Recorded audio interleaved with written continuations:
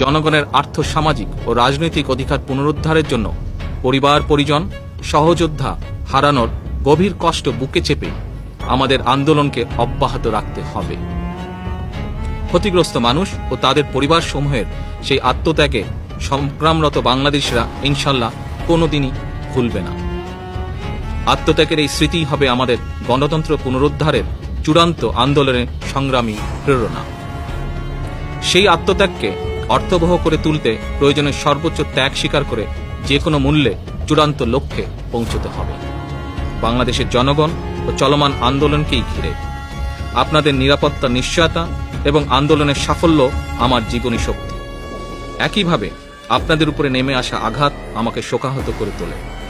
বিএনপির তৃণমূল সহ সকল পর্যায়ের নেতাকর্মীর প্রতি আমার প্রত্যাশা, আমার শারীরিক অনুপস্থিতি যেন বাংলাদেশি জাতীয়তাবাদের আজকের এই ঐতিহাসিক সংগ্রামের পথে বাধা হয়ে না দাঁড়ায়।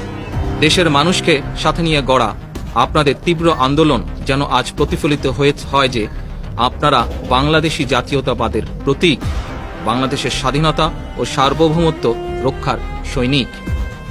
আপনারা মনে রাখবেন, এই আন্দোলনে দেশ ও দেশের বাইরে থাকা প্রত্যেকটি বাংলাদেশির সমর্থন রয়েছে।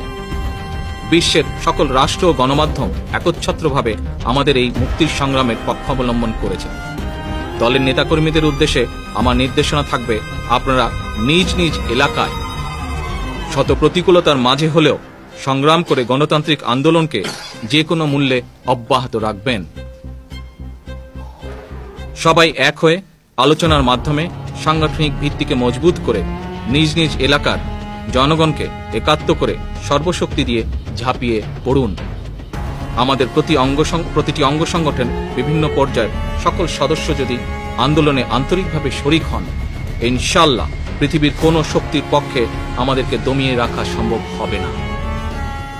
এত বিশাল নিবেদিত প্রাণ জনসমর্থিত একটি দলকে কেউ অভীষ্ট লক্ষ্য থেকে বিচ্যুতি করতে পারবে না। অবশ্যম্ভাবী বিজয় হয়ে উঠবে সময়ের ব্যাপার মাত্র। মনে রাখবেন, আমাদের এই আন্দোলন শুধু আমাদের একা নয়, দেশের রাজনৈতিক অরাজনৈতিক সর্বস্তরের মানুষ আজ চাইছে যেন আমরা সফল হই। আমার উদাত্ত আহ্বান, দেশবাসী প্রত্যক্ষ ও পরোক্ষ অংশগ্রহণে এগিয়ে চলা এই আন্দোলনে যার যার অবস্থান থেকে সবাই সর্বাত্মক প্রতিরোধ গড়ে তুলুন। দেশের প্রতিটি ইঞ্চি মাটিকে, প্রতিটি বাড়িকে গণতন্ত্র প্রতিষ্ঠার সংগ্রামের কেন্দ্রবিন্দুতে পরিণত করুন। ৭১ আমরা এভাবেই দেশকে হানাদার মুক্ত করেছিলাম।